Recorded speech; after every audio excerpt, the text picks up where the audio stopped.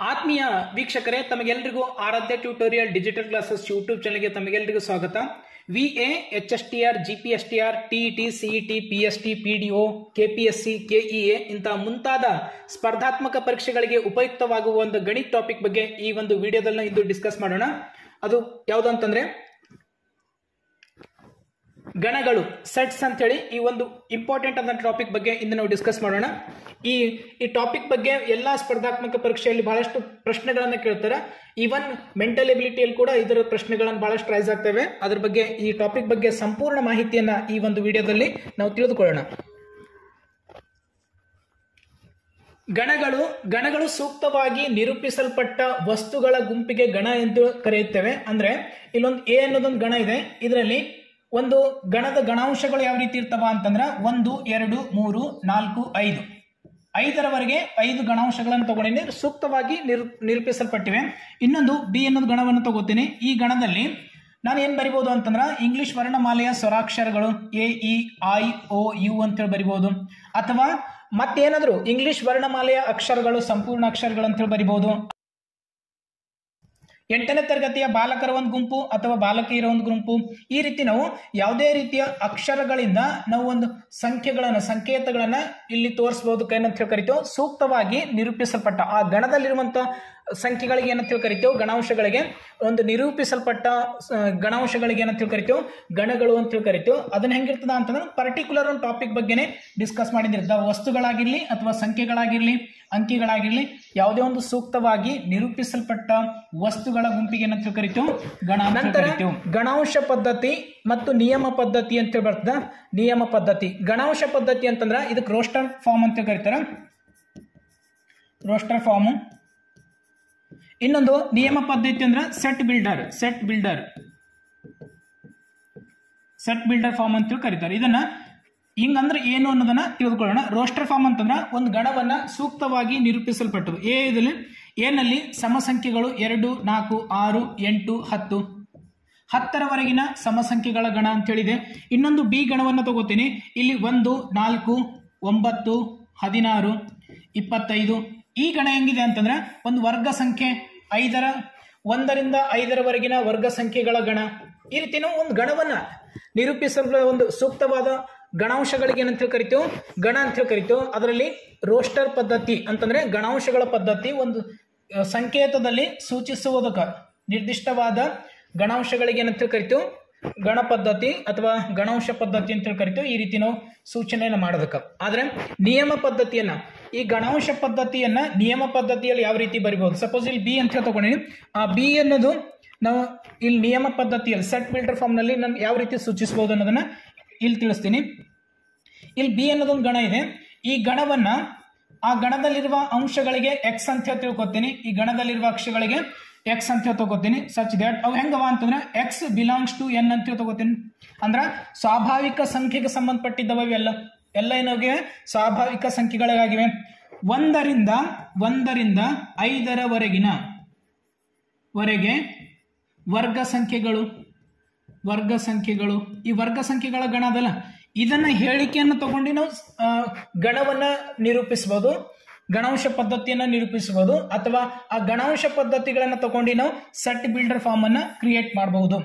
ಇನ್ನೊಂದಿದೆ, ಮೊದಲನೇದಿಲ್ಲಿ A set ಅಂತ ಹೇಳಿದೆ. ಈ ಎ ಸೆಟ್ ನಲ್ಲಿ 2, 4, 6, 8, 10 ಏನಿದೆ ಇಲ್ಲಿ, ಇದನ್ನ ನಾನು ನಿಯಮ ಪದ್ಧತಿಯಲ್ಲಿ ಸೆಟ್ ಬಿಲ್ಡರ್ ಫಾರ್ಮ್ ನಲ್ಲಿ ಯಾವ ರೀತಿ ಬರಿಬೇಕು ಅನ್ನೋದನ್ನ ತೋರಿಸ್ತೇನೆ. ಎ ಈಕ್ವಲ್ಸ್ ಟು ಇಲ್ಲಿ ಎಕ್ಸ್ ಅಂತಂದ್ರೆ ಈ ಗಣದಲ್ಲಿರುವ ಗಣಾಂಶಗಳಿಗೆ ಎಕ್ಸ್ ಅಂತ ತಿಳ್ಕೊತೀವಿ. X such that X belongs to N. Belongs to ಅಂತಂದ್ರೆ ಸೇರಿದ್ದೆ, ಸ್ವಾಭಾವಿಕ. ಈ ಸೂಚನೆ ಏನ್ ಮಾಡ್ತಾ, ಈ ಸಂಕೇತವನ್ನ ಸೇರಿದೆ, ಸ್ವಾಭಾವಿಕ ಸಂಖ್ಯೆಗಳಿಗೆ ಸೇರಿದೆ. ಇಲ್ಲಿ ಎಕ್ಸ್ ಎನ್ನೋದ ಆ ಸ್ವಾಭಾವಿಕ ಸಂಖ್ಯೆಗಳಲ್ಲಿದ್ದಂತಹ ಒಂದು ಗಣಾಂಶಗಳಿವೆ. X belongs to N. ಇಲ್ಲಿ 2ರಿಂದ 10ರವರೆಗೆ 2ರಿಂದ 10ರವರೆಗಿನ ಸಮಸಂಖ್ಯೆಗಳು. 10ರವರೆಗಿನ ಸಮಸಂಖ್ಯೆಗಳು ಒಂದು ಗಣ ಅದ. ಈ ರೀತಿ ನಾವು ಹೇಳಿಕೆ ರೂಪದಲ್ಲೂ ವ್ಯಕ್ತಪಡಿಸೋದು. ಹೇಳಿಕೆ ರೂಪದಲ್ಲಿ ವ್ಯಕ್ತಪಡಿಸೋದಕ್ಕೆ ನಿಯಮ ಪದ್ಧತಿ ಅಂತ ಕರೀತಾರೆ, ಸೆಟ್ ಬಿಲ್ಡರ್. ಗಣಾಂಶಗಳನ್ನ ಒಳಗಡೆ ಗಣಾಂಶಗಳನ್ನು ತಗೊಂಡು ಸೂಚಿಸೋದಕ್ಕೆ ಗಣಾಂಶ ಪದ್ಧತಿ. ಇಲ್ಲಿ ಇನ್ನೊಂದು ಗಣ ಇದೆ, ಬಿ ಅನ್ನೋದು ಗಣ. ಈ ಬಿ ಗಣದಲ್ಲಿ A E I O U ಅಂತ ಹೇಳಿದೆ. ಈ A E I O U ಅನ್ನೋದು ಇದನ್ನ ನಾವು ನಿಯಮ ಪದ್ಧತಿಯಲ್ಲಿ ಯಾವ ರೀತಿ ಬರಬೇಕು ಅನ್ನೋದನ್ನ ಇಲ್ಲಿ ತೋರಿಸ್ತೀನಿ. ಬಿ ಈಕ್ವಲ್ಸ್ ಟು ಇಲ್ಲಿ ಇಂಗ್ಲಿಷ್ ವರ್ಣಮಾಲೆಯ ಸ್ವರಾಕ್ಷರಗಳು, ಇಂಗ್ಲಿಷ್ ವರ್ಣಮಾಲೆಯ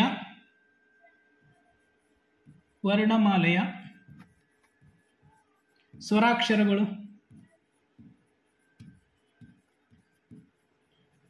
ಅದನ್ನ ಇಂಗ್ಲಿಷ್ ವರ್ಣಮಾಲೆಯ ಸ್ವರಾಕ್ಷರವನ್ನ ತೋರಿಸೋದು ಈ ರೀತಿ. ಇದನ್ನ ಸೆಟ್ ಬಿಲ್ಡರ್ ಫಾರ್ಮ್ ನಲ್ಲಿ ನಿಯಮ ಪದ್ಧತಿಯಲ್ಲಿ ನಾವು ಈ ರೀತಿಯನ್ನು ತೋರಿಸ್ತೇವೆ. ಅದೇ ಗಣಾಂಶ ಪದ್ಧತಿಯಲ್ಲಿ ಈ ರೀತಿ ನಾವು ವಿವರವಾಗಿ ತೋರಿಸ್ತೇವೆ. ಇನ್ ಗಣಗಳ ವಿಧಗಳು: ಪರಿಮಿತ ಗಣ, ಅಪರಿಮಿತ ಗಣ, ಶೂನ್ಯ ಗಣ, ವಿಶ್ವಗಣ ಮತ್ತು ಉಪಗಣ, ಸಮಗಾತ್ರ ಗಣ, ಸರ್ವ ಸಮಗಣ ಅಂತ ಹೇಳಿ 5-6 ಪದ್ಧತಿಗಳಲ್ಲಿ ಗಣಗಳ ವಿಧಗಳಿವೆ. ಮೊದಲಿಗೆ ಪರಿಮಿತ ಗಣ. ಪರಿಮಿತ ಅಂತಂದಾಗ ಎ ಈಕ್ವಲ್ಸ್ ಟು 1, 2, 3, 4, 5 ಅಂತ ಹೇಳಿ ತಗೊಂಡಿನಿ. ಇದನ್ನೇನಾಗ್ತದ ಪರಿಮಿತ ಗಣ ಅಂತ ಹೇಳಾಗ್ತದ. ಇದನ್ನೇ ಇನ್ನೊಂದು A equals to 1, 2, 3, 4 dash dash dash ಅಂತ ಹೇಳಿ ಬರೆದ್ರ ಇದರಲ್ಲಿ ಎಷ್ಟು ಸಂಖ್ಯೆಗಳಿವೆ ಅನ್ನೋದನ್ನ ಕೊನೆಯದಾಗಿ ನಮ್ಗೆ ಗೊತ್ತಿಲ್ಲ. ಅದಕ್ಕಾಗಿ ಇದಕ್ಕೆ ಏನಂತ ಹೇಳಿ ಕರಿತೀವಿ? ಅಪರಿಮಿತ ಗಣ ಅಂತ ಹೇಳಿ ಕರಿತೀವಿ. ಕೊನೆ ಗಣಾಂಶಗಳನ್ನು ಒಳಗಡೆ ಇದ್ದಂತ ಗಣಾಂಶಗಳು ಎಷ್ಟಿವೆ ಅಂತ ಹೇಳಿ ಗೊತ್ತಿದ್ರೆ ಅದಕ್ಕೆ ಪರಿಮಿತ ಗಣ ಅಂತ ಹೇಳಿ ಕರಿತೀವಿ. ಪರಿಮಿತ ಅಂದ್ರೆ ಎಣಿಕೆಯಲ್ಲಿ ಬರುವಂತ ಗಣಾಂಶಗಳಿಗೆ ಪರಿಮಿತ ಗಣ ಅಂತ ಹೇಳಿ ಕರಿತೇವೆ. ಫೈನೈಟ್, ಇದನ್ನ ಫೈನೈಟ್ ಸೆಟ್ ಅಂತ ಹೇಳಿ ಕರೀತಾರೆ. ಇದನ್ನ ಇನ್ಫೈನೈಟ್ ಸೆಟ್ ಅಂತ ಹೇಳಿ ಇದನ್ನ ಕರೀತಾರೆ. ಅಪರಿಮಿತ ಎರಡು ಅರ್ಥ ಆಯ್ತು ಅಂತ ಹೇಳಿ ತಿಳ್ಕೊತೇನೆ. ಒಂದು ಬಿ ಅನ್ನೋದೊಂದು ಗಣ ಇದೆ, ಆಕಾಶದಲ್ಲಿರುವ ನಕ್ಷತ್ರಗಳ ಗಣ. ಆಕಾಶದಲ್ಲಿರುವ ನಕ್ಷತ್ರಗಳ ಅದು ಏನಾಗಿರ್ತದ? ಅಪರಿಮಿತ. ಆಕಾಶದಲ್ಲಿರುವ ನಕ್ಷತ್ರಗಳು ಈ ಆಕಾಶದಲ್ಲಿರುವ ನಕ್ಷತ್ರಗಳಿಗೆ ಎಣಿಕೆ ಮಾಡ್ಲಿಕ್ಕಾಗ್ತದ? ಆಗಲ್ಲ. ಹಾಗಾಗಿ ಇದು ಅಪರಿಮಿತ ಗಣ ಅಂತ ಕರಿತೇವೆ. ನಮ್ಗೆ ಆ ಗಣಾಂಶಗಳು ಎಷ್ಟಿವೆ ಅಂತೇಳಿ ಅಂದ್ರೆ ಗೊತ್ತಿಲ್ಲ ಅಂತಂದ್ರೆ ಅಪರಿಮಿತ ಗಣ ಅಂತೇಳಿ ಆಗ್ತದ. ಗಣಾಂಶದಲ್ಲಿರುವ ಗಣಗಳನ್ನು ಇಂಗ್ಲಿಷ್ ವರ್ಣಮಾಲೆಯ ಅಕ್ಷರಗಳು, ಇಂಗ್ಲಿಷ್ ಆಲ್ಫಾಬೆಟ್ಸ್ ಅನ್ನ ಗೊತ್ತಿದ್ರ ಅದಕ್ಕೇನಂತ ಕರಿತೇವೆ? ಇಂಗ್ಲಿಷ್ ಆಲ್ಫಾಬೆಟ್ಸ್ ಗೊತ್ತವ 26ವ, ಅದಕ್ಕೆ ಪರಿಮಿತ ಗಣ. ಇಂಗ್ಲಿಷ್ ವರ್ಣಮಾಲೆಯ ಸ್ವರಾಕ್ಷರಗಳು ಪರಿಮಿತ ಗಣ.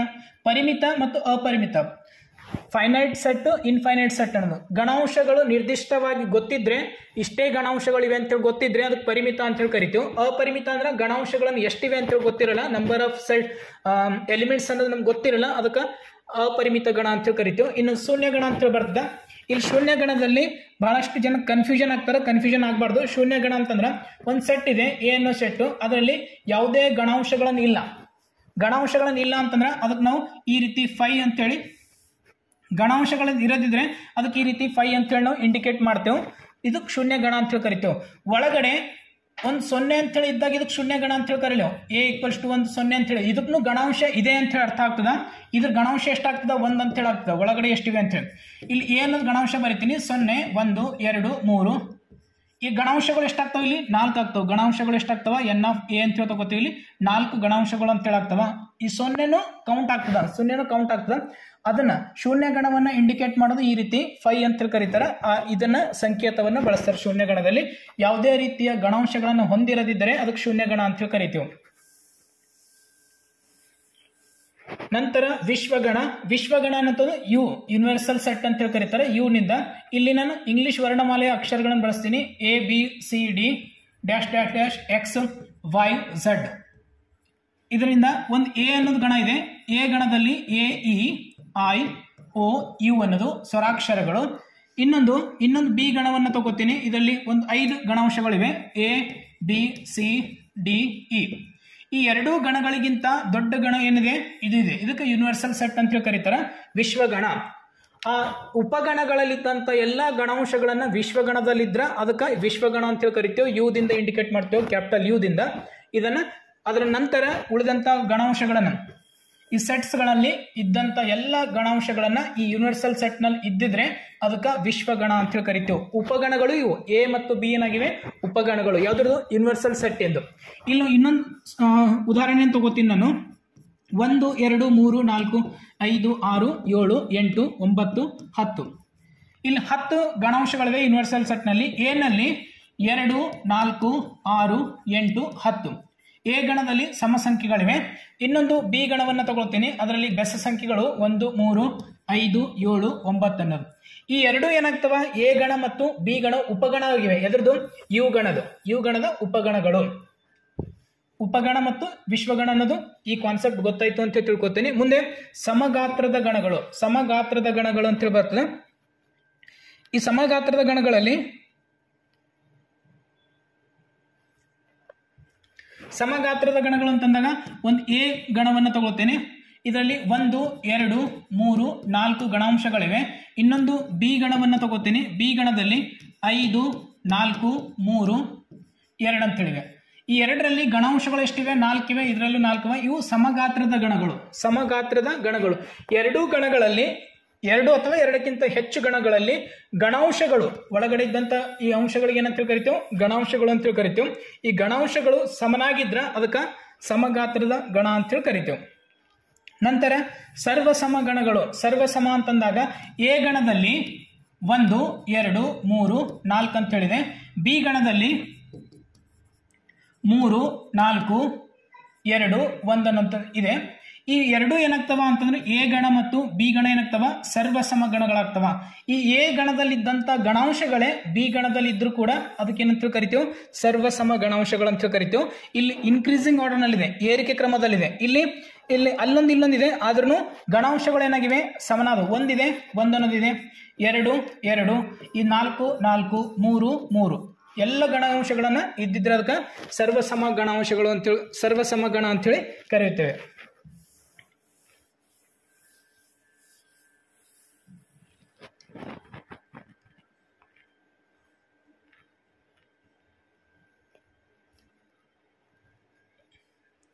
ಇನ್ನು ಗಣಗಳಿಗೆ ಸಂಬಂಧಿಸಿದಂತೆ 2 ಕ್ರಿಯೆಗಳು ಬರ್ತವೆ. ಅದರಲ್ಲಿ ಸಂಯೋಗ ಮತ್ತೊಂದು ಛೇದನ ಅಂತೇಳಿ, ಯೂನಿಯನ್ ಇಂಟರ್ಸೆಕ್ಷನ್ ಅಂತೇಳಿ ಇಂಗ್ಲಿಷ್ ನಲ್ಲಿ ಕರೀತಾರೆ. ಗಣಗಳ ಸಂಯೋಗ, ಗಣಗಳ ಛೇದನ. ಗಣಗಳ ಸಂಯೋಗ ಮತ್ತು ಛೇದನ ಅಂದ್ರೆ ಏನು ಅನ್ನೋದನ್ನ ಈ ಕಾನ್ಸೆಪ್ಟ್ ಅನ್ನ ತಿಳ್ಕೊಳ್ಳೋಣ. ಒಂದು ಎ ಗಣದಲ್ಲಿ 1, 2, 3 ಅನ್ನೋದು ಗಣಾಂಶಗಳಿವೆ. ಇನ್ನೊಂದು ಬಿ ಗಣದಲ್ಲಿ 4, 5, 6 ಗಣಾಂಶಗಳಿವೆ. ಇವಾಗ ಎ ಸಂಯೋಗ ಬಿ ಅಂತಂದಾಗ ಏನಾಗ್ತದ ಅನ್ನೋದನ್ನ ನೋಡೋಣ. ಎರಡರಲ್ಲಿದ್ದಂಥ ಗಣಾಂಶಗಳನ್ನ ಕಂಪ್ಲೀಟ್ ಆಗಿ ಬರ್ಕೊಳ್ಬೇಕು. ಎ 1, 2, 3 ಇದರಲ್ಲಿದ್ದಂಥದ್ದು 4, 5, 6 ಇವೆರಡು ಏನಾಗ್ತವ ಅಂತಂದ್ರೆ ಎರಡರಲ್ಲಿ ಇದ್ದಂಥ ಗಣಾಂಶಗಳನ್ನು ಕಂಪ್ಲೀಟ್ ಆಗಿ ಬರ್ಕೊಳ್ತೇವೆ. ಅದಕ್ಕೆ ಗಣಾಂಶಗಳು ಸಂಯೋಗ ಅಂತ ಕರಿತೇವೆ. ಮತ್ತೊಂದು ಕಾನ್ಸೆಪ್ಟ್ ಅನ್ನ ತಿಳ್ಕೊಳ್ಬೇಕು. ಇಲ್ಲಿ ಎ ಅನ್ನೋದೊಂದು ಗಣ ಇದೆ. ಅದರಲ್ಲಿ 1, 2, 3, 5, 3, 3, 4 ಅಂತೇಳಿ ಗಣಾಂಶಗಳನ್ನ ರಿಪೀಟ್ ಆಗಲ್ಲ. ಈ ರಿಪೀಟ್ ಆಗ್ಯಾವಲ್ಲ, ಈ ರೀತಿ ರಿಪೀಟ್ ಆಗಲ್ಲ. ಈ ರೀತಿ ನಾವು ಯಾವುದೇ ರೀತಿಯ ಗಣವನ್ನ ಇರಲ್ಲ, ಗಣಾಂಶಗಳನ್ನ ರಿಪೀಟ್ ಆಗಬಾರ್ದು. ಇನ್ನೊಂದು ಬಿ ಗಣವನ್ನು ತಗೊಳ್ತೀನಿ. ಇಲ್ಲಿ A, small A, small B, C, D, E, E, E ಅನ್ನೋದು 3 ಗಣಾಂಶಗಳನ್ನ ಸೇಮ್ ಆಗಿ ತಗೊಂಡಿನಿ. ಈ ರೀತಿ ಇರಬಾರ್ದು, ಗಣಾಂಶಗಳನ್ನ ರಿಪೀಟ್ ಆಗಬಾರ್ದು. ಮತ್ತು ಯಾವುದೇ ರೀತಿ ಇರ್ಬೋದು. ಅಂದ್ರೆ D equals to E, B, C, D, A ಕ್ರಮಾನುಗತ ಇರ್ಬೇಕಂತೇಳಿ ಏನು ಕಂಡೀಷನ್ ಇಲ್ಲ. ಆದರೆ ರಿಪೀಟ್ ಅನ್ನ ಆಗಬಾರ್ದು. ಈ ರೀತಿ ರಿಪೀಟ್ ಅನ್ನ ಆಗಬಾರ್ದು, ರಿಪೀಟ್ ಅನ್ನ ಆಗ್ಲಾರು. ಗಣಾಂಶಗಳಲ್ಲಿ ರಿಪೀಟ್ ಅನ್ನ ಆಗಬಾರ್ದು. ಆದರೆ ಕ್ರಮಾನುಗತಕ್ಕೆ ಯಾವುದೇ ನಿಬಂಧನೆ ಏನಿಲ್ಲ. ಇವೆರಡು ತಾವು ತಿಳಿದುಕೊಳ್ಬೇಕು. ಇನ್ನು ಇನ್ನೊಂದು ಉದಾಹರಣೆಯನ್ನು ನೋಡೋಣ, ಸಂಯೋಗದ ಮತ್ತು ಛೇದನದು. ಎ ಅನ್ನೋದು ಗಣ ಇದೆ. ಇಲ್ಲಿ ಎ ಗಣದಲ್ಲಿ 1, 2, 3 ಅನ್ನೋದಿದೆ. ಬಿ ಗಣದಲ್ಲಿ 3, 2, 4, 5 ಅನ್ನೋ ಗಣಾಂಶಗಳಿವೆ. ಇವಾಗ ಎ ಸಂಯೋಗ ಬಿ, ಈ ಎ ಸಂಯೋಗ ಬಿ ದಲ್ಲಿ ಸಂಯೋಗವನ್ನು ಮಾಡಿದಾಗ ಮೊದಲನೇ ಎ ಗಣಾಂಶಗಳನ್ನು ಬರ್ಕೊಳ್ತೀನಿ. 1, 2, 3 ಸಂಯೋಗ. ಬಿ ಗಣದು 3, 2, 4, 5 ಅಂತೇಳಿ ಬರ್ಕೊಂಡೇನೆ. ಇವುಗಳನ್ನ ಸಂಯೋಗ ಮಾಡಿದಾಗ ಎರಡರಲ್ಲಿದ್ದಂಥ ಗಣಾಂಶಗಳನ್ನ ಒಂದು ಸರಿ ಬರ್ಕೊಳ್ಬೇಕು, ರಿಪೀಟ್ ಅನ್ನು ಬರಿಬಾರ್ದು. 1 ಅನ್ನೋದಿದೆ, ಅದರಲ್ಲಿ ಇಲ್ಲ, ಅದನ್ನು ಬರ್ಕೊಳ್ತೀನಿ. 2 ಇಲ್ಲಿ 2 ಇದೆ, 1 ಸರಿ 2 ಅಂತೇಳಿ ಬರ್ಕೋತೀನಿ. 3 ಅಂತೇಳಿದೆ, 3 ಅಂತೇಳಿದೆ, 1 ಸರಿ 3 ಅಂತೇಳಿ ಬರ್ಕೋತೀನಿ. ಇಲ್ಲಿ 4 ಇದೆ, ಇದರಲ್ಲಿ ಇಲ್ಲ, 4. 5 ಅನ್ನೋದಿದೆ, 5. ಈ ರೀತಿ ಎರಡರಲ್ಲಿದ್ದಂಥ ಗಣಾಂಶಗಳನ್ನ ಒಟ್ಟಾರೆಯಾಗಿ ಬರ್ಕೋಬೇಕು. ಆದರೆ ರಿಪೀಟ್ 2 ಸರಿ ಪುನರಾವರ್ತಿತ ಆದರೆ ಅದನ್ನು ಒಂದೇ ಸರಿ ಕನ್ಸಿಡರ್ ಮಾಡಿ ಬರ್ಕೋಬೇಕು. ಇನ್ನು ನೆಕ್ಸ್ಟ್ ಛೇದನವನ್ನು ನೋಡೋಣ. ಎ ಛೇದನ ಬಿ. ಇಲ್ಲಿ ಎ ಛೇದನ ಬಿ ದಲ್ಲಿ ಎ ಗಣಾಂಶಗಳು 1, 2, 3 ಛೇದನ 3, 2, 4, 5 ಎರಡರಲ್ಲಿದ್ದಂಥ ಗಣಾಂಶಗಳಿಗೆ ಮಾತ್ರ ಬರ್ಕೊಳ್ಬೇಕು. ಎರಡರಲ್ಲಿ ಇರಬೇಕು ಗಣಾಂಶವನ್ನ. 3 ಇದೆ, 2 ಇದೆ, ಇದರಲ್ಲೂ 2 ಇದೆ, 2, 3 ಅನ್ನೋದು. ಇಲ್ಲಿ 4 ಅದ, ಆದರೆ ಇಲ್ಲಿ 4 ಇಲ್ಲ. 5 ಅದ, ಇಲ್ಲಿ 5 ಇಲ್ಲ. ಇಲ್ಲಿ 1 ಅದ, ಇದರಲ್ಲಿ 1 ಇಲ್ಲ. ಈ ಛೇದನದಲ್ಲಿ ಏನಾಗ್ತದ ಅಂತಂದ್ರೆ ಎರಡರಲ್ಲಿದ್ದಂಥ ಕಾಮನ್ ಇದ್ದಂಥ ಅಕ್ಷರಗಳನ್ನ ಗಣಾಂಶಗಳನ್ನ ಮಾತ್ರ ನಾವು ಇಂಡಿಕೇಟ್ ಮಾಡ್ತೇವೆ. ಅದನ್ನ ಛೇದನ ಅಂತ ಹೇಳಿ ಕರಿತೇವೆ. ಸಂಯೋಗ ಮತ್ತು ಛೇದನ ಅನ್ನೋದು ತಿಳಿತು ಅಂತ ಹೇಳಿ ತಿಳ್ಕೊತೀನಿ. ನಾನು ಮುಂದಿನ ಟಾಪಿಕ್ ಬಗ್ಗೆ ಡಿಸ್ಕಸ್ ಮಾಡೋಣ.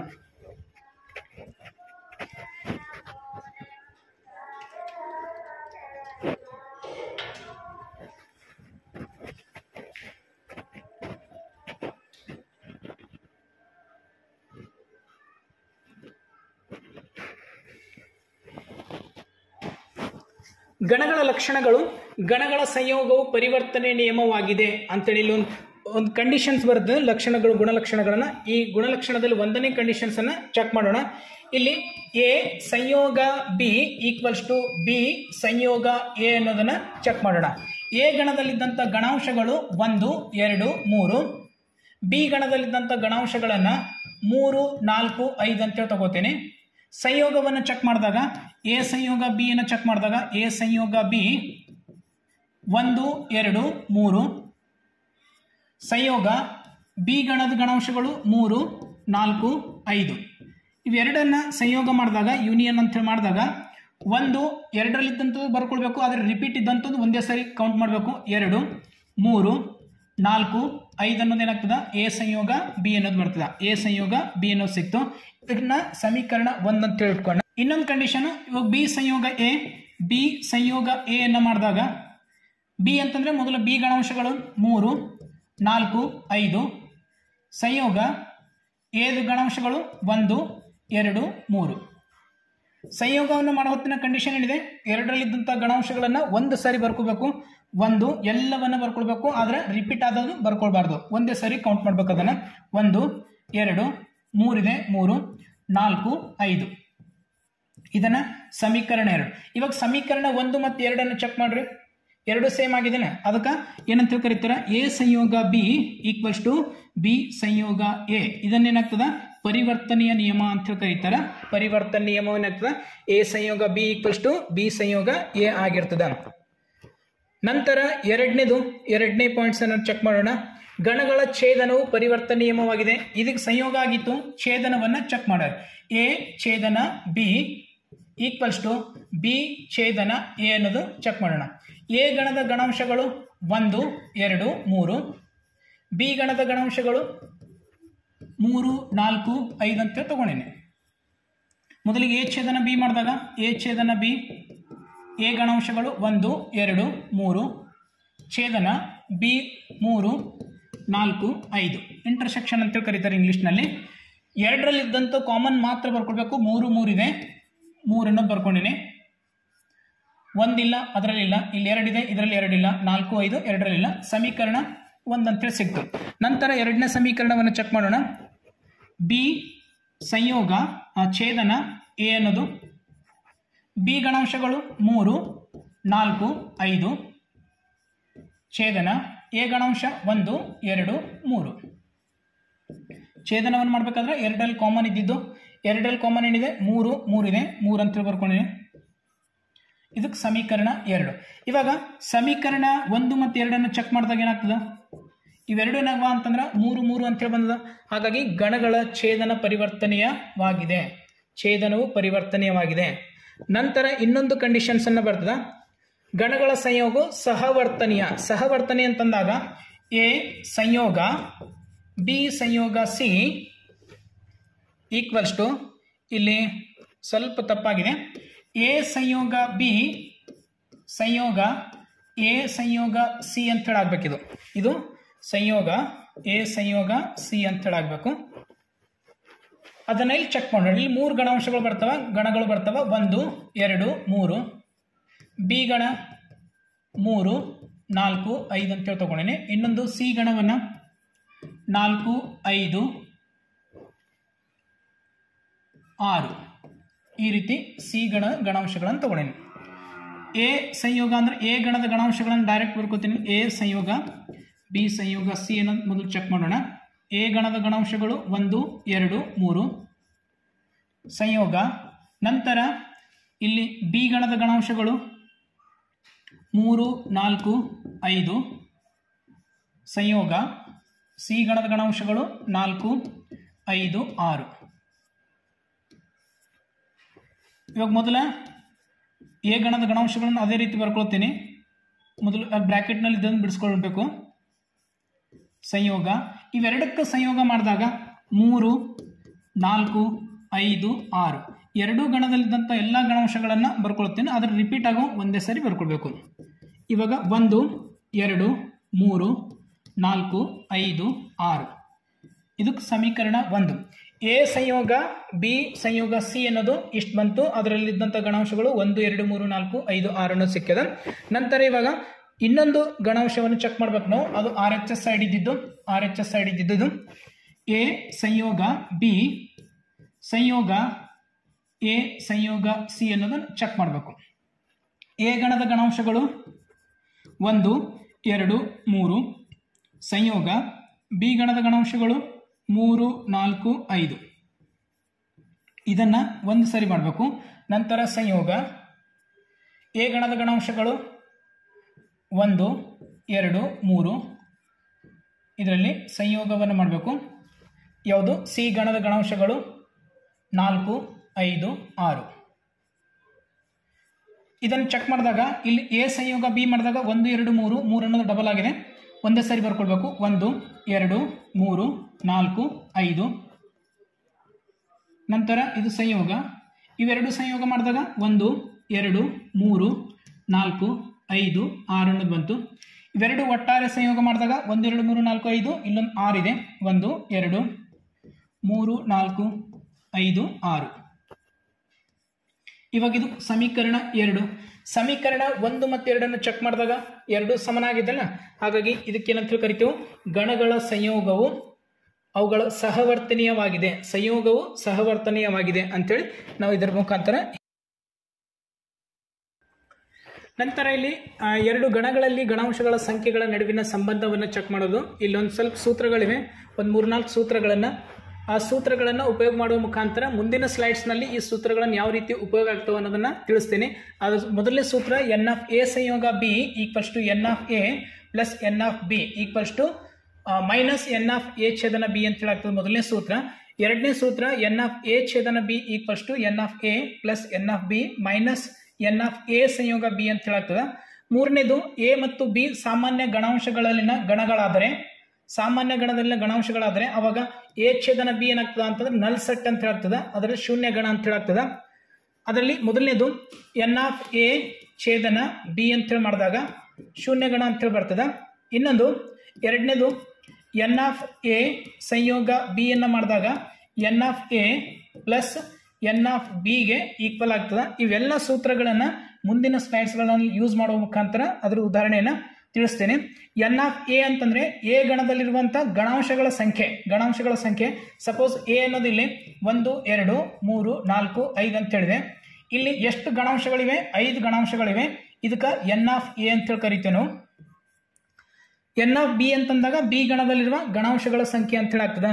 ಎನ್ ಆಫ್ ಎ ಸಂಯೋಗ ಬಿ ಅಂತಂದಾಗ ಎ ಸಂಯೋಗ ಬಿ ಮಾಡಿದಾಗ ಅಲ್ಲಿದ್ದಂಥ ಗಣಾಂಶಗಳ ಸಂಖ್ಯೆಗೆ ಏನಂತ ಹೇಳಿ ಕರಿತೀವಿ ಅಂತಂದ್ರೆ ಎನ್ ಆಫ್ ಎ ಸಂಯೋಗ ಬಿ ಅಂತ ಹೇಳಿ ಕರಿತೀವಿ. ಇನ್ನೊಂದು ಎನ್ ಆಫ್ ಎ ಛೇದನ ಬಿ ಅಂತಂದಾಗ ಎ ಛೇದನ ಬಿ ಮಾಡಿದಾಗ ಅಲ್ಲಿದ್ದಂಥ ಗಣಾಂಶಗಳ ಸಂಖ್ಯೆ ಸಪೋಸ್ 1 2 ಅಂತೇಳಿ ಬಂದಾಗ ಇದು ಎನ್ ಆಫ್ ಬಿ ಎ ಛೇದನ ಬಿ ಏನಾಗ್ತದ ಅಂತಂದ್ರೆ ಇಲ್ಲಿ 2 ಅನ್ನೋದು ಬರ್ತದೆ. ಉತ್ತರ ಏನು ಬರ್ತದೆ?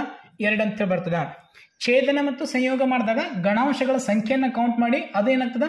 ಎನ್ ಆಫ್ ಎ ಸಂಯೋಗ ಬಿ ಆಗ್ತದೆ ಅಥವಾ ಎನ್ ಆಫ್ ಎ ಛೇದನ ಬಿ ಅಂತ ಹೇಳಾಗ್ತದೆ. ನೆಕ್ಸ್ಟ್ 8ನೇ ಪಾಯಿಂಟ್ ಇಲ್ಲಿ ಉಪಗಣಗಳನ್ನು ಕಂಡುಹಿಡಿಯುವ ಸೂತ್ರ ಅಂತಂದಾಗ ಇಲ್ಲೊಂದು ಯು ಅನ್ನೋದು ಗಣ ಇದೆ. ಅದರಲ್ಲಿ ಗಣಾಂಶ ಸಂಖ್ಯೆಗಳು 1 2 3 ಅಂತ ತಗೊಂಡೇನೆ. ಇದರದ್ದು ಎಷ್ಟು ಉಪಗಣಗಳನ್ನು ನಾವು ತಯಾರು ಮಾಡ್ಬೋದು? ಎ ಅನ್ನೋದೊಂದು ಗಣ ಇದೆ, ಅದರಲ್ಲಿ ಬರೀ 1 ಅನ್ನೋದೊಂದು ಸಂಖ್ಯೆ ಇದೆ. ಬಿ ಅನ್ನೋದೊಂದು ಗಣ ಇದೆ, ಅದರಲ್ಲಿ 2 ಅನ್ನೋದಿದೆ. ಈ ರೀತಿ ನಾವು ಎಷ್ಟು ಗಣಗಳನ್ನು ಉಪಗಣಗಳನ್ನಾಗಿ ತಯಾರು ಮಾಡ್ಬೋದು. ಸಿ ಗಣದಲ್ಲಿ 3 ಅನ್ನೋದಿದೆ. ಇನ್ನೊಂದು ಡಿ ಗಣವನ್ನು ತಗೋತೀನಿ, ಇದರಲ್ಲಿ 1 ಮತ್ತು 2 ಅಂತ ತಗೋಬಹುದು. ಈ ಗಣ ಅಂತ ತಗೋತೀನಿ, ಅದರಲ್ಲಿ 2 ಮತ್ತು 3. ಮತ್ತೊಂದು ಎಫ್ ಗಣವನ್ನು ತಗೋತೀನಿ, ಅದರಲ್ಲಿ 1 ಮತ್ತು 3 ಅಂತ ಹೇಳಿ ತಗೊಳ್ಬೋದು. ಈ ರೀತಿ ನಾವು ಒಟ್ಟು ಎಷ್ಟು ಗಣಾಂಶಗಳನ್ನು ಮಾಡ್ಬೋದು. ಇಲ್ಲಿ ಗಣಾಂಶಗಳ ಸಂಖ್ಯೆ ಎಷ್ಟಿದೆ? 3 ಇದೆ. ಇದನ್ನು 2 ರ ಘಾತಾಂಕ 3 ಅಂತೇಳಿ ಮಾಡಿದಾಗ 2 ಗುಣಿಲೆ 2 ಗುಣಿಲೆ 2 ಎಷ್ಟಾಗ್ತದ? 8. ಈ ರೀತಿ ನಾವು 8 ಗಣಾಂಶಗಳನ್ನು ಉಪಗಣಾಂಶಗಳನ್ನು ಬರಿಬಹುದು. ಇನ್ನು 2 ಯಾವುದು ಇದ್ದಿರ್ಬೋದು. ಇನ್ನೊಂದು ಗಣವನ್ನು ಜಿ ಅಂತೇಳಿ ಗಣವನ್ನು ತಗೋತೀನಿ. ಅದರಲ್ಲಿ ಯಾವುದೇ ರೀತಿಯ ಗಣಾಂಶಗಳನ್ನಿಲ್ಲ. 0 ಅಂತೇಳಿ ತಗೋಬಾರ್ದು. 0 ಅಂತಂದ್ರೆ ಅದು ಗಣಾಂಶ ಅಂತೇಳಿ ಆಗ್ತದ. ಜಿ ಗಣದಲ್ಲಿ ಯಾವುದೇ ಗಣಾಂಶಗಳನ್ನಿಲ್ಲ. ಇದನ್ನು ಏನಾಗ್ತದ ಅಂತಂದ್ರೆ ಈ ಉಪಗಣದ ಒಂದು ಗಣಾಂಶ ಆಗ್ತದ, ಉಪಗಣ ಆಗ್ತದ. ಯೂನಿವರ್ಸಲ್ ಸೆಟ್ನದ ಉಪಗಣ ಜಿ ಅಂತ ಹೇಳಾಗ್ತದ. ಇನ್ನೊಂದು ಎಚ್ ಅನ್ನೋದು ಇದಕ್ಕೂ ಈಕ್ವಲ್ ಇರ್ತದ. 1, 2, 3ಕ್ಕೂ ಈಕ್ವಲ್ ಆಗಿರ್ತದ. ಇದು ಈ ರೀತಿ ನಾವು 8 ರೀತಿಯಲ್ಲಿ ನಾವು ಬರಿಬಹುದು. 8 ರೀತಿ ಅಂತೇಳಿ ಏನಿಲ್ಲ, ಸೂತ್ರ ಏನಿದೆ ಇಲ್ಲಿ, ಈ ಸೂತ್ರದ ಪ್ರಕಾರ ನಾವು ಅದರ ಗಣಾಂಶಗಳ ಉಪಗಣಗಳನ್ನು ಕಂಡುಹಿಡಿಬಹುದು.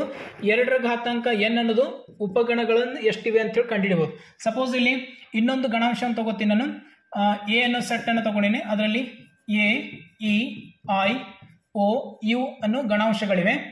ಎಷ್ಟಿವೆ ಇಲ್ಲಿ? 5 ಇವೆ. 2 ರ ಘಾತಾಂಕ 5 ಮಾಡಿದಾಗ 2 ಗುಣಿಲೆ 2 ಗುಣಿಲೆ 2 ಗುಣಿಲೆ 2, 2 2 4, 4 2 8, 8 2 16, 16 2 32. ಇದರದ್ದು 32 ಉಪಗಣಗಳನ್ನು ನಾವು ಕಂಡುಹಿಡಿಬಹುದು. ಅದರಲ್ಲಿ ಮತ್ತೊಂದು ಬಿ ಅಂತ ಹೇಳಿ ತಗೊಂಡಿನಿ. ಬಿದಲ್ಲಿ ಎ ಅಂತೇಳಿ ಮಾತ್ರ ತಗೋಬಹುದು. ಸಿ ಗಣದಲ್ಲಿ ಈ ರೀತಿ ಇ ಅನ್ನೋದು ಮಾತ್ರ ತಗೊಳ್ಬೋದು. ಡಿ ಗಣದಲ್ಲಿ ಓ ಅಂತೇಳಿ ಮಾತ್ರ ತಗೋಬಹುದು. ಈ ರೀತಿ ನಾವು ಎಷ್ಟು ಮಾಡ್ಬೋದು ಅಂತಂದ್ರೆ 32 ಉಪಗಣಗಳನ್ನು ತಯಾರು ಮಾಡ್ಬೋದು. ಇದು ಅರ್ಥ ಆಗಿಲ್ಲ ಅಂತಂದ್ರೆ ಇನ್ನೊಂದು ಸಣ್ಣ ಉದಾಹರಣೆಯನ್ನು ತಗೊಂಡು ಮತ್ತೊಂದು ತಿಳಿಸ್ತೇನೆ. ಒಂದು ಯೂನಿವರ್ಸಲ್ ಸೆಟ್ ಇದೆ. ಅದರಲ್ಲಿ ಎ, ಬಿ, ಸಿ, ಡಿ ಅನ್ನೋ 4 ಗಣಾಂಶಗಳಿವೆ. 4 ಇವೆ ಅಂತಂದ್ರೆ ಏನಾಗ್ತದೆ? ಸೂತ್ರ 2 ರ ಘಾತಾಂಕ n ಅಂತಂದಾಗ 2 ರ ಘಾತಾಂಕ 4 ಅಂತ ತಗೋತೀನಿ. 2 ಗುಣಿಲೆ 2 ಗುಣಿಲೆ 2 ಗುಣಿಲೆ 2, 2 2 4, 4 2 8, 8 2 16, 16 ಉಪಗಣಗಳನ್ನು ತಯಾರು ಮಾಡ್ಬೋದು. ಅದರಲ್ಲಿ ಮೊದಲನೇದು ಎ ಈಕ್ವಲ್ಸ್ ಟು ಎ ಅಂತ ಹೇಳಿ ತಗೊಂಡಿನಿ, small A. B equals to B ಗಣದಲ್ಲಿ ಬಿ ಅಂತ ಹೇಳಿದೆ. ಸಿ ಗಣದಲ್ಲಿ ಸಿ ಅಂತ ಹೇಳಿದೆ, ಸ್ಮಾಲ್ ಸಿ. ಡಿ ಗಣದಲ್ಲಿ ಡಿ ಅಂತ ಹೇಳಿದೆ, ಸ್ಮಾಲ್ ಡಿ ಅನ್ನೋದು. ಇವು 4 ಅದು. ನಂತರ ಈ ಗಣದಲ್ಲಿ ಎ, ಬಿ ಅನ್ನೋ 2 ಗಣಾಂಶಗಳನ್ನು ತಗೊಂಡಿನಿ. ಎಫ್ ಗಣದಲ್ಲಿ ಬಿ, ಸಿ ಅಂತ ಹೇಳಿ ತಗೊಂಡಿನಿ. ಜಿ ಗಣದಲ್ಲಿ ಸಿ ಮತ್ತು ಡಿ. ಎಚ್ ಗಣದಲ್ಲಿ ಡಿ ಮತ್ತು ಎ ಅಂತ ಹೇಳಿ ತಗೊಂಡಿನಿ. ಈ ರೀತಿ 16 ರೀತಿಯಲ್ಲಿ ನಾವು ಜೋಡಣೆಯನ್ನು ಮಾಡಬಹುದು. ಎಚ್ ಆಯಿತು. ಐ ಗಣದಲ್ಲಿ ಐ ಗಣಾಂಶಗಳನ್ನು ಎ, ಬಿ, ಸಿ ಅಂತ ತಗೋಬಹುದು. ಜೆ ಗಣಾಂಶಗಳನ್ನು ಇಲ್ಲಿ ಜೆ ಗಣಾಂಶಗಳು ಬಿ ಮತ್ತು ಸಿ, ಡಿ ಅಂತ ತಗೊಳ್ಬೋದು. ಕೆ ದಲ್ಲಿ ಎ, ಸಿ ಮತ್ತೊಂದು ಡಿ ಅಂತ ತಗೋಬಹುದು. ಈ ರೀತಿ ನಾವು ಇಲ್ಲಿ ಎಷ್ಟಾಗ್ದು? 4, 4 2 8. ಇನ್ನೊಂದು ಇಲ್ಲಿ ಕೆ ಐ ಅನ್ನೋದು ಐ ಗಣದಲ್ಲಿ ಗಣಾಂಶಗಳು ಎ, ಸಿ, ಡಿ ಅನ್ನು ತಗೊಂಡಿನಿ. ಬಿ, ಸಿ, ಡಿ ಆಗ್ಯದ. ಮತ್ತೊಂದು A, B, C, A, B, C, B, C, D, D, A, B, D, A, B,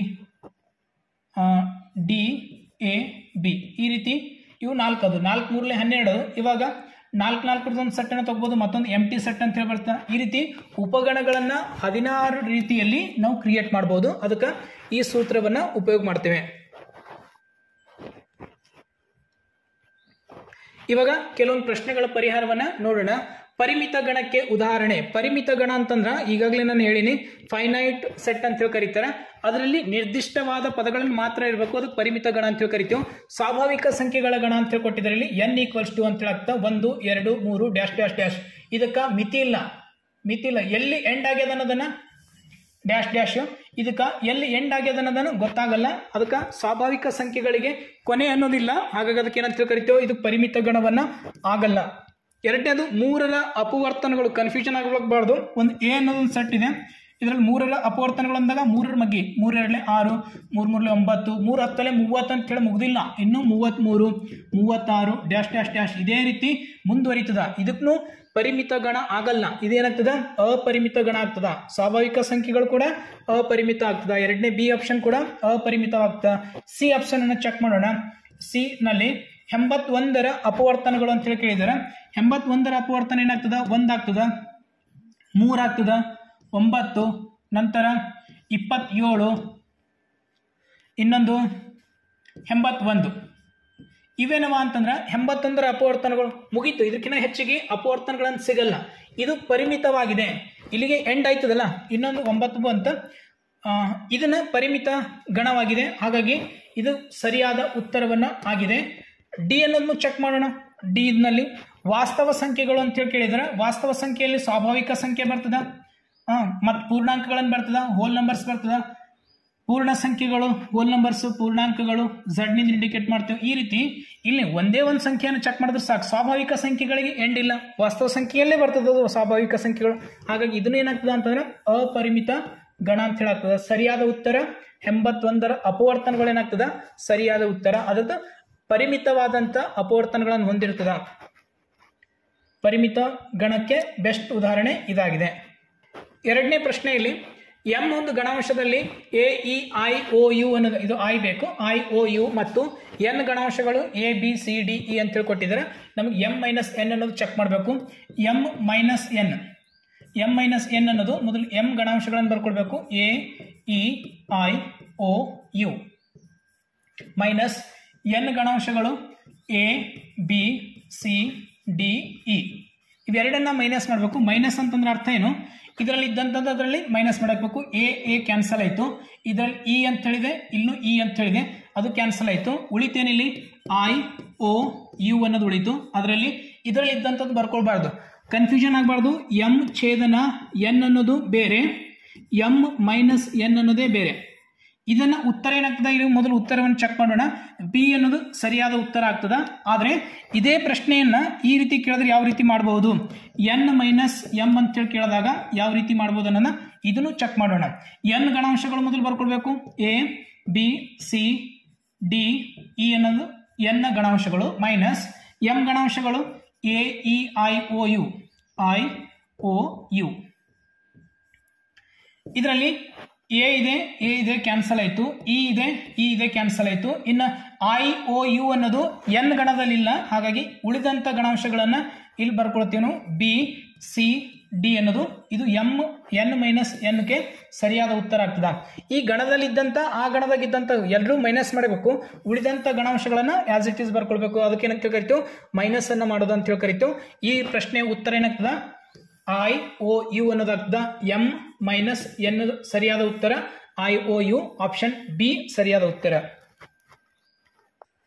ಮೂರನೇ ಪ್ರಶ್ನೆ, ಎ ಮತ್ತು ಬಿ ಗಣಗಳು ಆಗಿದ್ದು ಎ ಸಂಯೋಗ ಬಿ, ಎ ಛೇದನ ಬಿ ಗಣಗಳ ಗಣಾಂಶಗಳ ಸಂಖ್ಯೆಗಳು ಕ್ರಮವಾಗಿ 40, 60, 10 ಆಗಿದ್ದರೆ ಬಿ ಗಣದ ಗಣಾಂಶಗಳ ಸಂಖ್ಯೆಯನ್ನು ಕಂಡುಹಿಡಿಯಿರಿ ಅಂತ ಹೇಳಿ ಕೊಟ್ಟಿದ್ದಾರೆ. ಇಲ್ಲಿ ಎ ಗಣದ ಗಣಾಂಶಗಳು ಏನಾಗ್ತವ ಅಂತಂದ್ರೆ 40. ಇದನ್ನು ನಾವು ಎನ್ ಆಫ್ ಎ ಅಂತ ಹೇಳಿ ಬರ್ಕೊಳ್ತೇವೆ. ನಂತರ ಎ ಸಂಯೋಗ ಬಿ ಅಂತ ಹೇಳಿ ಕೊಟ್ಟಿದ್ದಾರೆ. ಇದನ್ನು ಎನ್ ಆಫ್ ಎ ಸಂಯೋಗ ಬಿ ಅಂತಂದ್ರೆ 60. ಇನ್ನೊಂದು ಎನ್ ಆಫ್ ಎ ಛೇದನ ಬಿ ಅಂತ ಹೇಳಿ ಕೊಟ್ಟಿದ್ದಾರೆ. ಅದು ಯಾವುದು? 10 ಅಂತ ಹೇಳಿ. ಸೂತ್ರ ಏನಿದೆ? ಈಗಾಗಲೇ ಹಿಂದಿನ ಸ್ಲೈಡ್ಸ್ನಲ್ಲಿ ನಾವು ಸೂತ್ರಗಳನ್ನು ನೋಡಿದೆವು. ಎನ್ ಆಫ್ ಎ ಸಂಯೋಗ B equals to N of A plus N of B minus N of A ಛೇದನ ಬಿ. ಇದು ಸೂತ್ರ ಆಗಿದೆ. ಈ ಸೂತ್ರದಲ್ಲಿ ಕೊಟ್ಟಂತ ದತ್ತಾಂಶಗಳನ್ನು ಒಳಗಡೆ ಬರ್ಕೊಳ್ಬೇಕು. ಎನ್ ಆಫ್ ಎ ಸಂಯೋಗ ಬಿ ಅಂತಂದಾಗ 60 ಅಂತ ಹೇಳಿದೆ.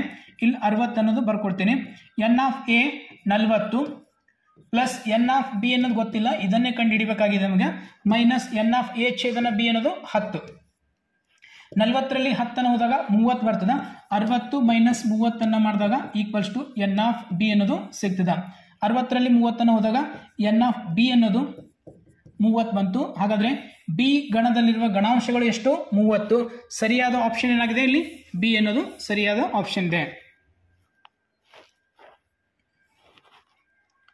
ನಾಲ್ಕನೇ ಪ್ರಶ್ನೆ, 49, 121, 169, 256 ಡ್ಯಾಶ್ ಡ್ಯಾಶ್ ಈ ಗಣವನ್ನ ಅರ್ಥೈಸುವ ಸರಿ ಹೇಳಿಕೆ ಅಂತ ಹೇಳಿ ಕೇಳಿದರೆ ಇವೆಲ್ಲ ಬೆಸ ಸಂಖ್ಯೆಗಳು ಅವ.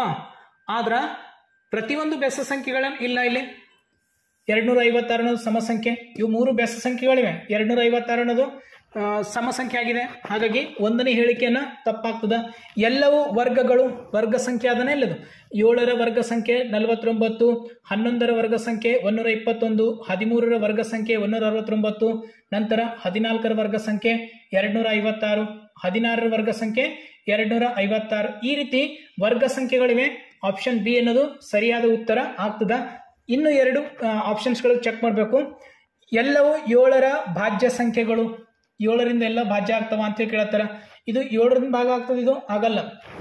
256 ಭಾಗಿಲೆ 7 ಮಾಡಿದಾಗ 7 ಮೂರಲೆ 21 ಅಂತ ಹೇಳಾಯ್ತು. 4 ಉಳಿತು 46, 7 6ಲೆ 42. ಇದು ಭಾಗ ಆಗಲ್ಲ. 4 ಶೇಷ ಉಳಿತು. 256 ಭಾಗ ಆಗಲ್ಲ. ಉಳಿದಿದ್ದೆಲ್ಲ ಚೆಕ್ ಮಾಡೋದು ನೆಸಸರಿ ಇಲ್ಲ. ಇದನ್ನು ಆಪ್ಷನ್ ಏನಾಗ್ತದ ತಪ್ಪಾಗ್ತದ. ಎಲ್ಲವೂ ಅವಿಭಾಜ್ಯ ಅಪವರ್ತನಗಳು, ಅವಿಭಾಜ್ಯ ಅಪವರ್ತನಗಳು ಅಂತ ಹೇಳ್ಕೊಟ್ರ. ಇಲ್ಲಿ 256 ಇವೆಲ್ಲ ಅವಿಭಾಜ್ಯ ಅಪವರ್ತನಗಳು. ಹಾಗಾಗಿ ಸರಿಯಾದ ಉತ್ತರ ಎಲ್ಲವೂ ವರ್ಗ ಸಂಖ್ಯೆಗಳಾಗಿವೆ ಅನ್ನೋದು ಸರಿಯಾದ ಉತ್ತರ. 5ನೇ ಪ್ರಶ್ನೆ, ಒಂದು ಎ ಗಣದಲ್ಲಿ RATM ಮತ್ತು ಬಿ ಗಣದಲ್ಲಿ CAT ಅನ್ನೋದು ಗಣಾಂಶಗಳಿದ್ರೆ ಎ ಛೇದನ ಬಿ ಅಂತೇಳಿ ಕೇಳಿದ್ದಾರೆ. ಈ ಎ ಛೇದನ ಬಿ ಅಂತೇಳಿ ಮಾಡೋಣ. ಇಲ್ಲಿ ಎ ಛೇದನ ಬಿ ಅಂತೇಳಿ ಮಾಡಿದಾಗ ಮೊದಲು ಎ ಗಣಾಂಶಗಳನ್ನ RATM ಅಂತೇಳಿದೆ. ಛೇದನ ಬಿ ಗಣಾಂಶಗಳು CAT.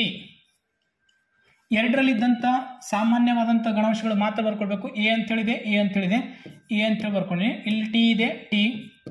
ಇಲ್ಲಿ ಆರ್ ಇದೆ, ಇದರಲ್ಲಿ ಇಲ್ಲ. ಇಲ್ಲಿ ಎಂ ಇದೆ, ಇದರಲ್ಲಿ ಇಲ್ಲ. ಹಾಗಾಗಿ AT ಅನ್ನೋದೇನು ಇದ್ರ ಉತ್ತರ. ಆಪ್ಷನ್ ಎ ಸರಿಯಾದ ಉತ್ತರ. ಸಂಯೋಗ ಅಂತ ಹೇಳಿ ಕೇಳಿದಾಗ ಎರಡರಲ್ಲಿ ಇದ್ದಂದು CAT RM ಅನ್ನೋದು ಬರ್ತದೆ. ಅದನ್ನ ಇಲ್ಲಿ ಆಪ್ಷನ್ಸ್ನಲ್ಲಿ ಇಲ್ಲ. 6ನೇ ಪ್ರಶ್ನೆ, ಕೆಳಗಿನ ವೆನ್ ನಕ್ಷೆಯಲ್ಲಿರುವ ಎ ಗಣಾಂಶಗಳ ಸಂಖ್ಯೆ. ಇಲ್ಲಿ ಎ ಗಣ ಇದೆ, ಇನ್ನೊಂದು ಇದು ಬಿ ಅಂತ ಹೇಳಿರ್ಬೇಕು. ಬಿ ಗಣ, 2 ಗಣಗಳಿವೆ. ಆ ಎ ಗಣದಲ್ಲಿರುವ ಗಣಾಂಶಗಳ ಸಂಖ್ಯೆ ರೆಡ್ ಕಲರ್ ಏರಿಯಾದಲ್ಲಿದ್ದಂಥ ಎಲ್ಲ ಗಣಾಂಶಗಳ ಸಂಖ್ಯೆಗೆ ನಾವು ಕೌಂಟ್ ಮಾಡಬೇಕು. ಎ 1 2 3 4 5 5 ಆಗಿವೆ. ಸರಿಯಾದ ಉತ್ತರ ಬಿ ಅನ್ನೋದು ಉತ್ತರ ಆಗ್ತದೆ. ಬಿ ಗಣದಲ್ಲಿರುವ ಗಣಾಂಶಗಳು ಎಷ್ಟಾಗ್ತವ? 4 ಅಂತ ಹೇಳಾಗ್ತವ. ಇಲ್ಲಿ ಮತ್ತೊಂದು ಎ ಸಂಯೋಗ ಬಿ ಅಂತ ಹೇಳಿ ಕೇಳಿದಾಗ ಎಲ್ಲವನ್ನ ಕೌಂಟ್ ಮಾಡ್ಬೇಕು ನಾವು. 5 6 7 ಅಂತ ಹೇಳಾಗ್ತದ. 7 ಅನ್ನೋದೇನಾಗ್ತದ? ಎ ಸಂಯೋಗ ಬಿ ಅಂತ ಹೇಳಾಗ್ತದ. ಎ ಛೇದನ ಬಿ ಅಂತ ಹೇಳಿ ಕೇಳಿದಾಗ ಎರಡರಲ್ಲಿ ಇದ್ದಂಥವು ಬಿ ಮತ್ತು ಸಿ, ಅದು ಉತ್ತರ 2 ಅಂತ ಹೇಳಿ ಬರ್ತಾ. ಇಲ್ಲಿ ಎಲ್ಲವನ್ನ ತಿಳ್ಕೊಂಡು ಅಂತ ಹೇಳಿ ತಿಳ್ಕೊತೀನಿ. ಎನ್ ಆಫ್ ಎ ಅಂತ ಹೇಳಿ ಕೇಳಿದಾಗ ಎ ಗಣದಲ್ಲಿರುವ ಗಣಾಂಶಗಳು 5 ಅಂತ ಹೇಳಾಗ್ತವ. ಎನ್ ಆಫ್ ಬಿ ಅಂತ ಹೇಳಿ ಕೇಳಿದಾಗ ಬಿ ಗಣದಲ್ಲಿರುವ ಗಣಾಂಶಗಳು, ಬಿ ಗಣದಲ್ಲಿರುವಂಥ ಗಣಾಂಶಗಳು 4. ಎನ್ ಆಫ್ ಎ ಸಂಯೋಗ ಬಿ ಅಂತ ಹೇಳಿ ಕೇಳಿದಾಗ ಸಂಯೋಗ ಅಂತಂದಾಗ ಎಲ್ಲವನ್ನ ಆ್ಯಡ್ ಮಾಡಬೇಕು. 5 + 2 ಮಾಡಿದಾಗ 7 ಅಂತ ಹೇಳಿ ಬರ್ತದ. ಎನ್ ಆಫ್ ಎ ಛೇದನ ಬಿ ಅಂತೇಳಿ ಮಾಡಿದಾಗ ಎರಡರಲ್ಲಿ ಇದ್ದಂತೂ ಮಾತ್ರ 2 ಅಂತ ಹೇಳಿ ಬರ್ತದೆ. ಇದು ಈ ರೀತಿ ನಾವು ಎಲ್ಲದರ ಉತ್ತರವನ್ನು ಕಂಡುಹಿಡಿಬಹುದು. ಇಲ್ಲಿ ಎದಲ್ಲಿರುವ ಮಾತ್ರ ಗಣಾಂಶಗಳು ಅಂತ ಹೇಳಿ ಕೇಳಿದಾಗ 3 ಅಂತ ಹೇಳಿ ಬರ್ತದ. ಇವು 3 ಮಾತ್ರ ಏನಂತ ಹೇಳ್ಕೊತೀವಿ? ಎ ಮಾತ್ರ, ಬಿ ಮಾತ್ರ 2, ಬಿದಲ್ಲಿ 4, ಬಿ ಮಾತ್ರ ಅಂತಂದಾಗ 2, ಎದಲ್ಲಿ 5, ಎ ಮಾತ್ರ ಅಂದಾಗ 3 ಗಣಾಂಶಗಳನ್ನು ಬರ್ತವೆ. ಇದನ್ನ ನೆನ್ಪಿಟ್ಕೊಳ್ಬೇಕು. 7ನೇ ಪ್ರಶ್ನೆ, ಎ ಮತ್ತು ಬಿ ಗಣವನ್ನ ವೆನ್ ನಕ್ಷೆಯಲ್ಲಿ ಚಿತ್ರಿಸಿದ ಇದರ ಅರ್ಥ. ಎ ಮತ್ತು ಬಿ ಇಲ್ಲಿ 2 ಬಣ್ಣವನ್ನ ಹಚ್ಚಿದ.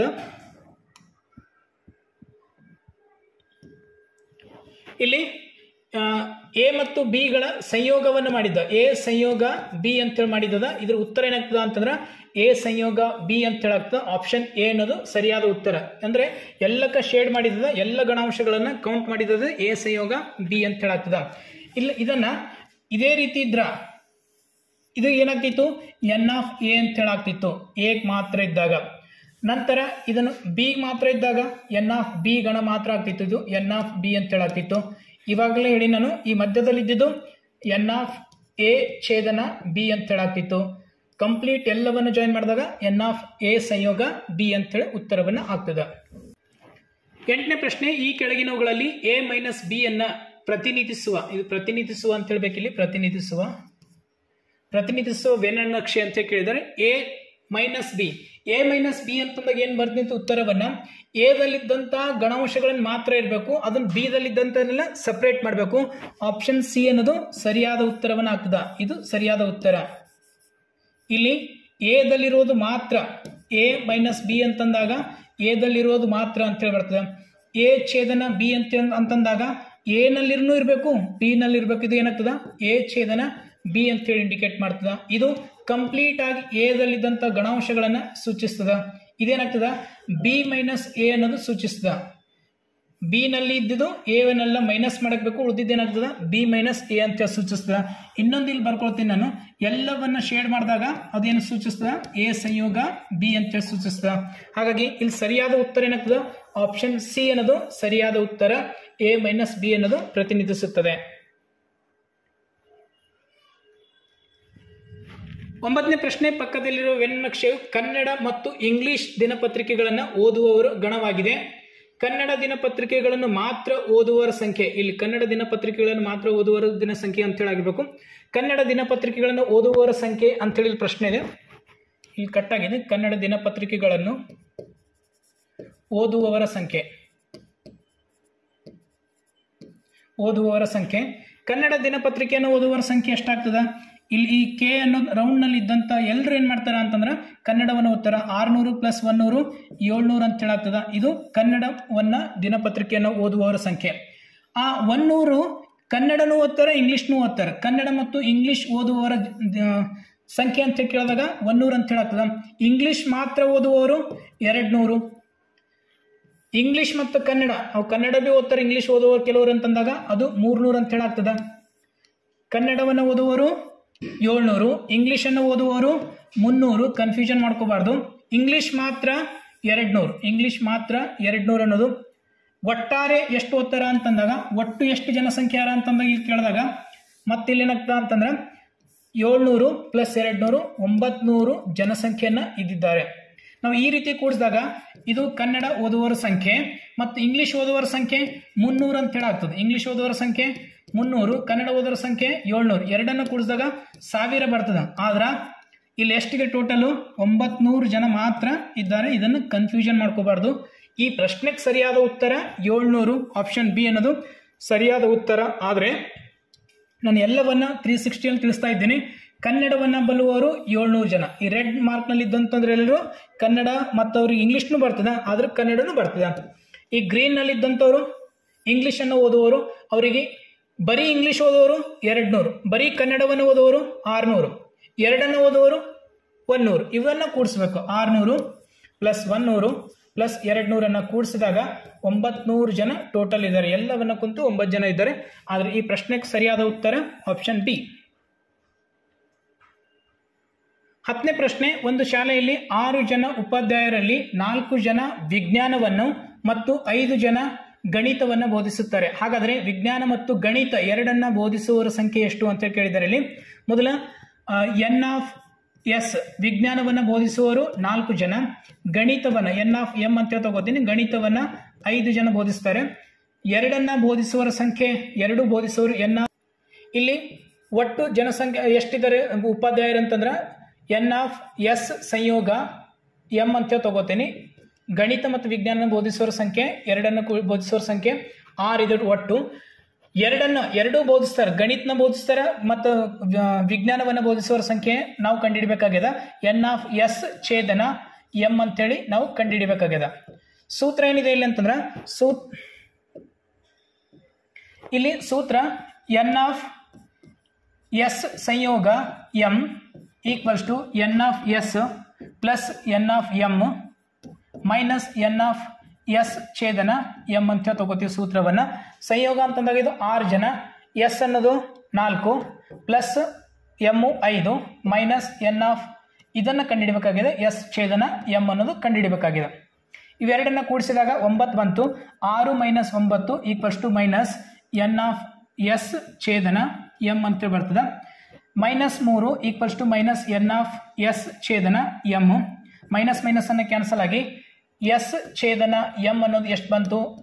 ಇಲ್ಲಿ 3 ಅನ್ನೋದು ಬಂತು. ಸರಿಯಾದ ಉತ್ತರ ಏನಾಗ್ತದೆ ಇಲ್ಲಿ 3.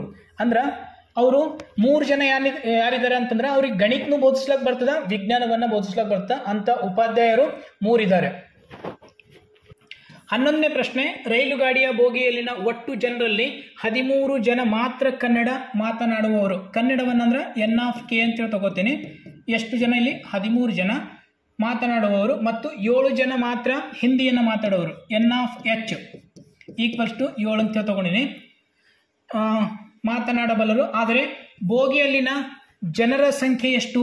ಒಟ್ಟು ಜನಸಂಖ್ಯೆ N(K) ಸಂಯೋಗ H ಅಂತ ಹೇಳಿ ಕೇಳಿದರೆ ಇದು ಎಷ್ಟಾಗ್ತದ ಅಂತೇಳಿ ಎರಡನ್ನ ಕೂಡಿಸ್ಬೇಕು. N(K) ಪ್ಲಸ್ N(H) ಅನ್ನ ಕೂಡಿಸಿದಾಗ ಉತ್ತರವನ್ನು ಸಿಗ್ತದ. 13 ಪ್ಲಸ್ 7 ಕೂಡಿಸಿದಾಗ ಉತ್ತರ 20 ಜನ. ಬೋಗಿಯಲ್ಲಿದ್ದಂಥ ಒಟ್ಟು ಜನಸಂಖ್ಯೆ ಎಷ್ಟು? 20. ಆಪ್ಷನ್ ಎ ಸರಿಯಾದ ಉತ್ತರವನ್ನು ಆಗ್ತದ. 12ನೇ ಪ್ರಶ್ನೆ. ಒಂದು ಎ ಗಣದಲ್ಲಿ 3, 4, 5, 9 ಗಣಾಂಶಗಳಿವೆ. ಬಿ ಗಣದಲ್ಲಿ 4, 5, 6, 8 ಮತ್ತು ಸಿ ಗಣದಲ್ಲಿ 5, 7, 8, 9 ಆದಾಗ ಎ ಛೇದನ ಬಿ ಛೇದನ ಸಿ ಅನ್ನೋದು ಕೇಳಿದರೆ ಎ ಛೇದನ ಇದರ ಪರಿಹಾರವನ್ನು ನೋಡೋಣ. ಎ ಛೇದನ ಬಿ ಛೇದನ ಸಿ ಅಂತ ಹೇಳಿ ಮಾಡ್ಬೇಕಿಲ್ಲಿ. ಮೊದಲು ಎ ಗಣದ ಗಣಾಂಶಗಳು 3, 4, 5, 9. ನಂತರ ಛೇದನ ಬಿ ಗಣದ ಗಣಾಂಶಗಳು 4, 5, 6, 8. ಛೇದನ ಸಿ ಗಣದ ಗಣಾಂಶಗಳು 5, 7, 8, 9. ಈ ರೀತಿ ಗಣಾಂಶಗಳನ್ನು ಬರ್ಕೊಳ್ಬೇಕು. ಮೊದಲಿಗೆ ಈ ಗಣದಲ್ಲಿದ್ದಂಥ ಗಣಾಂಶಗಳನ್ನು ಛೇದನವನ್ನು ಮಾಡಬೇಕು. 3, 4, 5, 9 ಇದೇ ರೀತಿ ಬರ್ಕೊಂಡಿನಿ. ನಂತರ ಇಲ್ಲಿ ಛೇದನವನ್ನು ಮಾಡಬೇಕಾದ್ರೆ ಕಾಮನ್ ಇದ್ದದ್ದು 5, 5 ಅಂತ ಹೇಳಿದೆ. 5 ಅಂತ ಹೇಳಿ ಬರ್ಕೊಂಡು 4 ಇದರಲ್ಲಿದೆ, 6 ಅದರಲ್ಲಿಲ್ಲ, 8 ಇದೆ, 8 ಅನ್ನೋದು ಬರ್ಕೊಂಡಿನಿ. ಇವೆರಡರಲ್ಲಿ ಇದ್ದಂಥದ್ದು ಛೇದನವನ್ನು ಮಾಡಿದಾಗ 2ರಲ್ಲಿ 5 ಇದೆ, 5 ಮಾತ್ರ ಇದ್ರದ್ದು ಉತ್ತರವನ್ನು ಆಗ್ತದ. ಆಪ್ಷನ್ ಬಿ ಅನ್ನೋದು ಸರಿಯಾದ ಉತ್ತರ.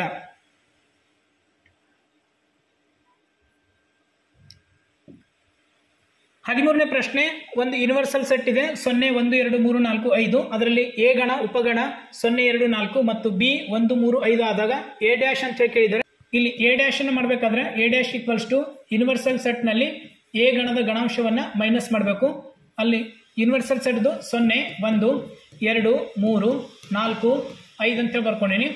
ಮೈನಸ್ ಎ ಗಣದ ಗಣಾಂಶಗಳು 0, 2, 4 ಇವುಗಳನ್ನು ಮೈನಸ್ ಮಾಡಬೇಕು. 0 ಹೋಯ್ತು, 2 ಹೋಯ್ತು, 4 ಹೋಯ್ತು. ಉಳಿತೇನಿಲ್ಲಿ ಅಂತಂದ್ರೆ 1, 3, 5 ಅನ್ನೋದು ಉಳಿತು. ಇದೇನಾಗ್ತದ ಅಂತಂದ್ರೆ ಎ ಡ್ಯಾಶ್ ಅಂತೇಳಿ ಆಗ್ತದ. ಇದರ ಉತ್ತರ ಎಲ್ಲಿದೆ? 1, 3, 5 ಅನ್ನೋದು ಆಪ್ಷನ್ ಎ ಇದು ಸರಿಯಾದ ಉತ್ತರವಾಗಿದೆ. ಸ್ಪರ್ಧಾರ್ಥಿಗಳೇ, ಇಲ್ಲಿಯವರೆಗೆ ನಾವು ಗಣಗಳು ಸೆಟ್ಸ್ ಬಗ್ಗೆ ಸಂಪೂರ್ಣ ಮಾಹಿತಿಯನ್ನು ತಿಳಿದುಕೊಂಡಿದ್ದೇವೆ. ನಮ್ಮ ವಿಡಿಯೋನ ಇಷ್ಟ ಆದರೆ ನಮ್ಮ ಚಾನಲನ್ನು ಲೈಕ್ ಮಾಡಿ, ಶೇರ್ ಮಾಡಿ, ಸಬ್ಸ್ಕ್ರೈಬ್ ಮಾಡಿ. ಮುಂದಿನ ವಿಡಿಯೋದಲ್ಲಿ ಇನ್ನೊಂದು ಟಾಪಿಕ್ ಬಗ್ಗೆ ಡಿಸ್ಕಸ್ ಮಾಡೋಣ. ಧನ್ಯವಾದಗಳು.